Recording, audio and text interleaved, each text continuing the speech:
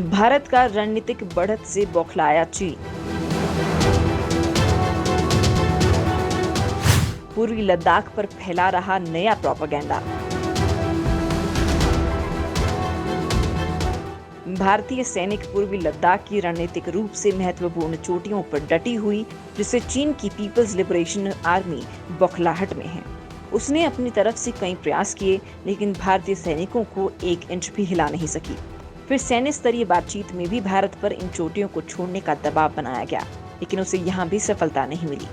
ऐसे में उसने अपनी प्रोपेगेंडा मशीन का सहारा लेना शुरू किया, ताकि चीनी नागरिकों को उसकी कमजोरी का एहसास नहीं हो सके। इसी सिलसिले में ये प्रोपेगेंडा फैलाया जा रहा है कि चीनी सैनिकों ने एक भी गोली चलाए बिना भारतीय सैनिकों को 2 चोटियों से पीछे हटने पर मजबूर कर दिया। चीन की राजधानी पेइचिंग की रेनमिन यूनिवर्सिटी में प्रोफेसर जिन कानरोंग ने बताया कि चीन के इस घातक हथियार में माइक्रोवेव किरणों का इस्तेमाल किया जाता है। इसकी चपेट में आते ही सैनिकों को भीषण दर्द और टिके रहने में बहुत परेशानी होने लगती है। विश्लेषकों का मानना है कि इस तरह के हथियारों का इस्तेमाल कुछ उसी तरह से है जैसे परंपरागत हथियारों जैसे बंदूक चलाना है। भारत और चीन के बीच वर्ष 1996 में हुई संधि के मुताबिक इस तरह के घातक हथियारों का इस्तेमाल प्रतिबंधित है। गलवान में निर्मम हिंसा के बाद भी भारतीय सैनिकों का मनोबल नहीं तोड़ पाने वाली चीनी सेना ने भारतीय जवानों के खिलाफ इस क्रूर हथियार का इस्तेमाल किया। ब्रिटिश अखबार द टाइम्स की रिपोर्ट के मुताबिक प्रोफेसर जिन ने एक लेक्चर के दौरान माइक्रोवेव वेपन के इस्तेमाल का दावा किया और कहा कि इस हथियार की मदद से चीन ने बिना कोई गोली चलाए 2 ऐसी चोटियों पर कब्जा कर लिया जिस पर भारतीय सैनिकों ने कब्जा कर लिया था।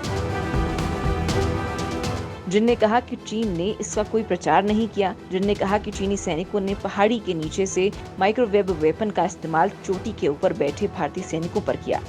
माइक्रोवेव गन के इस्तेमाल के 15 मिनट बाद ही भारतीय सैनिक उल्टी करने लगे और उन्हें चोटी को छोड़कर पीछे हटना पड़ गया।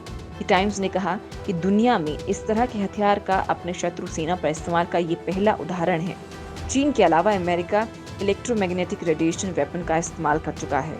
चीन का ये हथियार न केवल इंसानों को तड़पने के लिए मजबूर कर सकता है, बल्कि इलेक्ट्रॉनिक और मिसाइल सिस्टम को भी तबाह कर सकता है।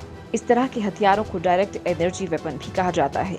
कुछ देश इलेक्ट्रोमैग्नेटिक रेडिएशन की बजाय साउंड वेव का इस्तेमाल करते हैं। इससे पहले कई देशों में इस तरह के हथियार के इस्तेमाल की अटकलें लग चुकी हैं। साल 2016 में क्यूबा में अमेरिकी दूतावास के अधिकारियों ने शिकायत की थी कि उन्हें उल्टी, नाक से खून और बेचैनी हो रही है। इस मामले के बाद इसे हवाना सिंड्रोम कहा जाने लगा था। कहा जाता है कि अमेरिकी अधिकारियों के खिलाफ छिपकर सैनिक वेपन का इस्तेमाल किया गया था। अमेरिकी अधिकारियों ने इसी तरह की घटनाओं की शिकायत चीन और रूस में भी की है। उन्होंने कहा कि दूतावास की इमारत के कुछ कमरों में उन्हें इस तरह की दिक्कत का सामना करना पड़ा। बता दें कि भारत और चीन के बीच लद्दाख में जारी गतिरोध को खत्म करने के लिए बातचीत का दौर जारी है। सूत्रों के मुताबिक दोनों देशों के बीच सेना को हटाने पर काफी हद तक सहमति हो गई है। हालांकि अभी इसका ऐलान नहीं हुआ है।